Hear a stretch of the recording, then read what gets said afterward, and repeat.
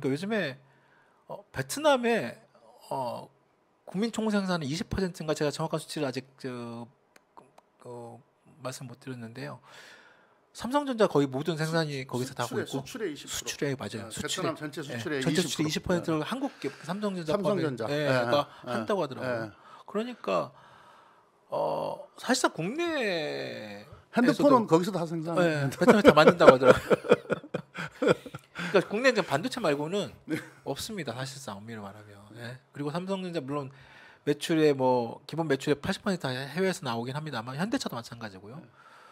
그러니까 향후에 정말로 현대차가 향후에 전기차 생산 기지를 갖다가 오히려 미국에 먼저 짓게 되는 그런 상황. 인도네시아에도 크게 지금 15만 인도네시아 맞아요. 아세안 시장을 노리고 하는 겁니다. 그건 당연히 그건 그건 당연한 거고요.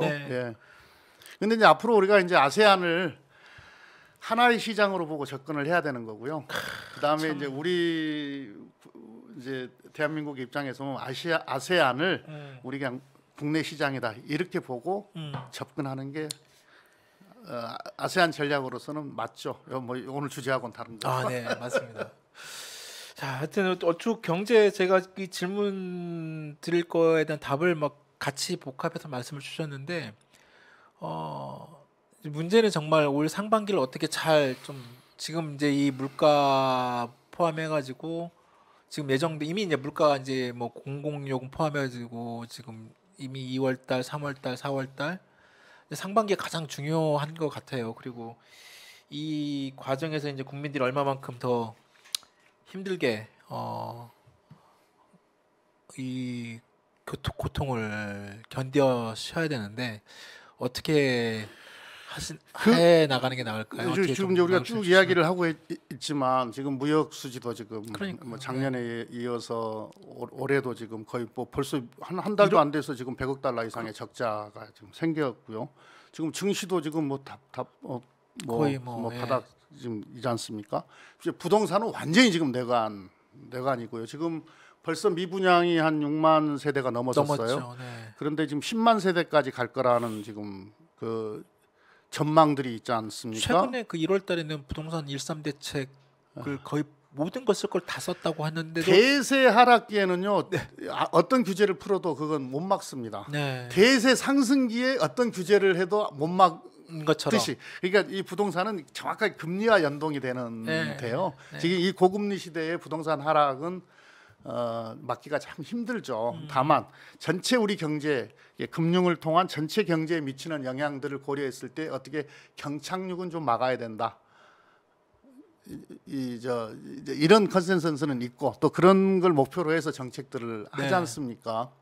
그러니까 그런 얘기도 있더라고요. 그러니까 지금 최근 부동산 규제를 엄청나게 풀었음에도 불구하고 지금 말씀하신 것처럼 대세 하락기의 그 흐름을 그런 트렌드를 막을 수 없는데 이 현 정부에서는 항상 얘기하는 게 이거 막을 수 없는 게 결국 금리 때문이다. 그리고 근데 과거에는 부동산 폭등 때는 그때도 금리였거든요. 근데 그때는 금리 얘기는 하지 않고 정권의 정부 정책이 잘못돼서 부동산이 폭등하고 있다. 그때는 정부 정책 얘기하고 지금은 정책 얘기하지 않고 지금은 금리 얘기하고 있고. 전 세계 부동산 시장은 자산 시장이 다 똑같습니다만 이 금리에 딱 지난 20년을 딱 그래프를 그려놓고 보면요, 딱 금리하고 딱 연동이 됩니다. 그러니까 이제 지금 전반적으로 경제가 안 좋아요. 그러니까 아까 말씀드렸듯이 경기 침체까지 갈 가능성이 매우 높다. 금리 높아졌죠. 그다음에 가처분 소득은 줄었죠. 당연히 그러면은 뭡니까 소비까지 위축돼 버리면은 경기 침체가 오는 거 아니겠습니까? 그래서 이럴 때일수록 이 취약계층에 대한 지원을 신속하게 늘려줘야 됩니다. 이게 하위 소득 20%, 그러니까 1분위의 필수 생계비가 93.2%예요. 100원의 수입이 생기면, 10,000원의 수입이 생기면은 9,400원은 그냥 필수 생계비로 쓰는 거거든요. 쌀 사고, 교통비하고, 주거 비용하고, 그다음에 난방비하고 이렇게 쓰게 되는 거거든요. 그래서 이 취약계층에 대한 지원은 바로 소비로 연결이 되거든요. 더더욱이나 경제 위기, 경기 침체가 오면 더 힘든 사람들이 취약계층들이니까 그렇죠. 여기에 대한 과감하고도 충분한 지원 대책, 네. 선제적으로 네. 이런 걸 지금 이럴 때일수록 경기가 안 좋을 때일수록 신속하게 이 정책 만들고 집행해야 됩니다. 예. 지금 뭐 대체적으로 정부도 그렇고 뭐 일부 기관에서도 뭐 상저하고 이제 상반기 나빴다가 하반기에 좋아질 거다 이런 거라고. 식으로 네. 예상들을 합니다만은 저희들이 보기에는 아니거든요. 그게 이제 중국 경제를 가지고 그렇게 이야기를 하고 있는데 중국 경제가 좋아질 테니까 중국이 이제 코로나 리오프닝 때문에 아마 소비가 좀 살아날 것이다라는 어떤 전망, 그것 기대감이 있죠. 기대감 때문에 그러는 건데 네. 글쎄요. 지금 이제 우리가 중국과 관련해서도 지금 대규모 무역 적자가 최초로 지금 나기 시작. 현 정부 들어서 지금 네, 나기 계속 그렇게 되고 시작했지 있습니다. 않습니까? 네. 그게 경제적인 문제만 있는지 또는 경제 외적인 네. 문제도 있는지는 우리가 좀 잘 따져봐야 되겠지만은 B2C 지금 중국 잘 안 되잖아요. 그렇습니다. 지금 B2B마저도 문제가 생겼거든요. 상당한 중간재 관련해서 네. 중국이 자체 생산을 하기 시작했고 중국이 수출이 지금 잘 안 되고 있고 그래서 그 중국 경제만 갖고 상저 하고를 예측한다는 것은 되게 위험합니다. 이 지금 잘 관리하고 정책 집행 잘 하지 않으면은 잘못하면 상저 하락 해버릴 수도 있어요. 하락으로 갈 수 있다. 네. 예, 이럴 때일수록 어쨌든 그 정부 당국이 재정을 통한 취약계층 지원, 또 소상공인 자영업자 지원 이런 것들을 충실히 해내야 되죠. 그래서 우리 경제 전반이 무너지지 않도록 그렇게 범퍼 역할을 정부가 해줘야 됩니다. 그러려면 정부의 지금 현재 정책 기조를 정말 바꿔야 됩니다. 네. 네. 그래서 이제 추경을 아까 말씀하신 거고 아까 추경이 정말 안 되나 보자라고 말씀하실 정도로 하셨으니 안 하나 보자. 안 하나 보자. 아 근데 정말 필요할 것 같습니다. 이게 뭐 단순한 어떤 포퓰리즘의 차원의 접근이 아니라 지금 당장 지금 국민들의 생계 그 자체가 지금 살기 힘드니까 정부가 무슨 재정 건전성 이야기하다가 사람 잡으려고요. 그러니까요. 아니 지금 그 정말 안일하죠. 그런데 지금 우리 가서는 그렇습니다. 얼추 지금 벌써 말씀하다 보니까 뭐 1시간이 넘었는데요.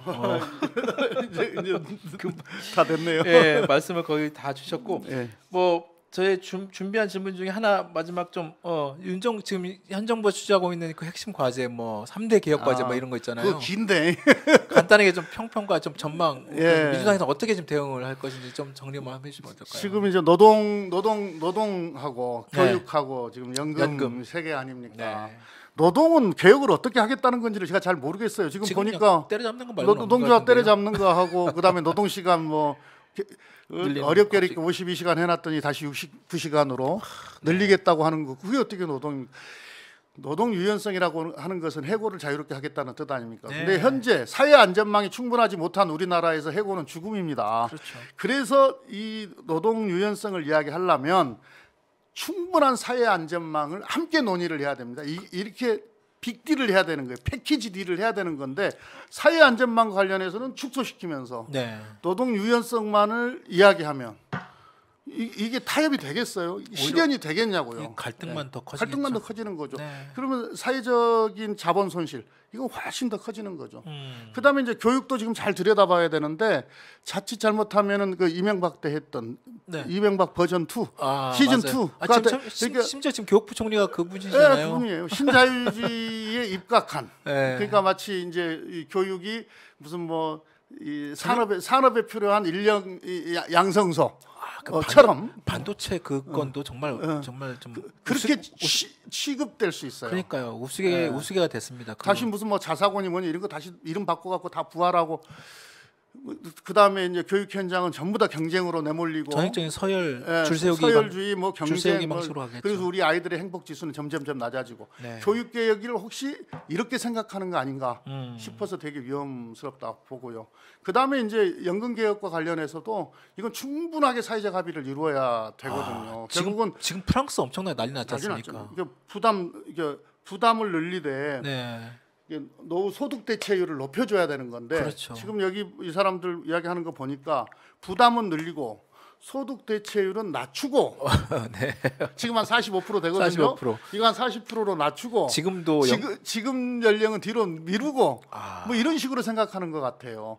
이게 부담을 늘리면은 소득 대체율도 높여줘야 되고요. 네. 그 다음에 지금 연령을 뒤로 미루려면은 저기 뭡니까 정년 같은 연장 같은 그것까지 거. 같이 네. 연결해서 근데 뭐 얘기해야죠. 50대 중반에 리타이어 해버리면 65세인데 10년 동안 아무것도 못하고. 이때 어떻게 소득을 확보해 줄 것인가 네. 이런 논의가 함께 가야 되는 겁니다. 그렇습니다. 예. 근데 그런 게 다 이 논의에서 빠지고 네. 어, 지금 마치 무슨 아까 뭐 고갈이 뭐 눈앞에 다가왔다 뭐 그런 걸로 지금 약간 이제 군불대는 방식으로 이제 노조의 어떤 무슨 회계장부를 갑자기 하면서 뭐 도덕성에 문제 있는 것이냐 계속 그런 식으로 지금 노동조합의 어떤 그 쉽게 말하면 좀 색깔 입히기 약간의 어떤 그런 걸 계속 만들고 연금도 그런 고갈로 그런 위험성을 계속 올리고 그다음 교육 문제도 그러니까 자신들 대통령은 마치 이 엄중한 개혁 정말 힘든 개혁을 내가 했다는 뭐 그런 걸 내세우기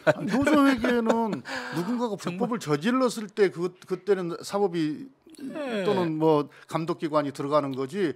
그 민간 영역을 그러니까요. 장부 들여다보겠다, 사전에 들여다보겠다. 이게 무슨 뭐 이런 발상이 다 있어요. 무슨 세금을 쓰는 데도 아닌데 거기가. 그러니까요. 저는 그 자체적으로 자체 시스템에서 그 노조 회계와 관련한 감사가 그 자체 감사들이 있을 거 아니에요. 그럼요. 감사가 회계 감사하는 거고 그다음에 무슨 회계 사무소 같은 데다가 의뢰해서 저 뭡니까 감사 받고.